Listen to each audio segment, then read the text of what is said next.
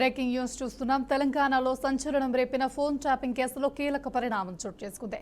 కేసును మరింత లోతుగా విచారణ చేయాలని ప్రభుత్వం నిర్ణయించింది. ఈ సందర్భంగా మరో సిట్ ఏర్పాటు చేస్తూ నిర్ణయం తీసుకుంది.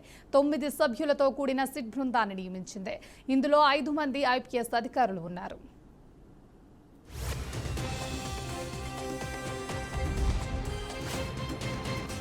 ఇదే అంశానికి సంబంధించి పూర్తి సమాచారాన్ని మా ప్రతినిధి రామకృష్ణ అందిస్తారు. రామకృష్ణ, చెప్పండి, మీ దగ్గర ఉన్న అప్డేట్స్ ఏంటి?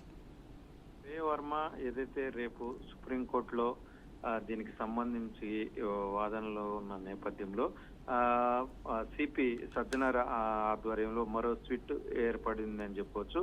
ఫోన్ ట్యాపింగ్ కేసులో కీలక మలుపు అని కూడా చెప్పవచ్చు. ఉన్నత స్థాయి అధికారులతో దర్యాప్తు మరింత వేగం అని చెప్పుకోవచ్చు. ఫోన్ ట్యాపింగ్ కేసు దర్యాప్తులో తెలంగాణ ప్రభుత్వం కీలక నిర్ణయం తీసుకుంది.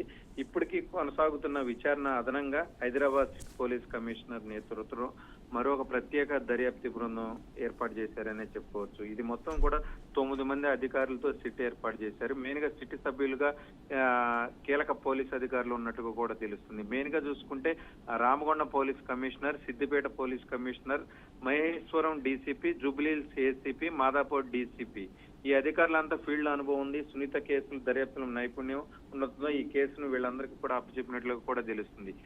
ఇప్పటి వరకు ఏదైతే జరిగిన దర్యాప్తు ఉందో దానికి కంటిన్యూషన్ గా కొత్త సిట్ ఏర్పాటు చేశారని చెప్పుకోవచ్చు. దీనికి సంబంధించి ఇప్పటి వరకు కూడా ఏదైతే ఈ ఫోన్ ట్యాపింగ్ రాజకీయంగా ప్రకంపనలు సృష్టించిన నేపథ్యంలో కాంగ్రెస్ పార్టీ ఎట్టి పరిస్థితుల్లో దీనికి సంబంధించి కూడా మొత్తం కూడా దీని వెనక ఎవరున్నారు ఏంటి, ఇది వదిలిపెట్టే పరిస్థితే లేదు అని కూడా స్వయంగా అప్పుడు పిసిసి అధ్యక్షుడిగా ఉన్నటువంటి సీఎం రేవంత్ రెడ్డి అప్పుడు ఆరోపించిన నేపథ్యంలో దీన్ని ఎట్టి పరిస్థితుల్లో దీని వెనక ఉన్న వాళ్ళు మాత్రం బయట ఇప్పుడున్నటువంటి ప్రస్తుతం ఉన్నటువంటి సిట్ అధికారులు కొంత విషయాన్ని రాబడటంలో కొంత వీక్ గా ఉన్న నేపథ్యంలో కొత్త సిపి సజ్జనార్ నేతృత్వంలో కొత్త వాళ్ళని ఏర్పాటు చేశారని కూడా చెప్పుకోవచ్చు. దీనికి సంబంధించి కొంత డేటా స్వీకరించే అవకాశం ఎక్కువ ఉందన్న నేపథ్యంలో కొత్త వాళ్ళని సిట్ లో జాయిన్ చేయించినట్లుగా కూడా తెలుస్తుంది. Shreya Varma. Thank you Ramakrishna, thanks for the update.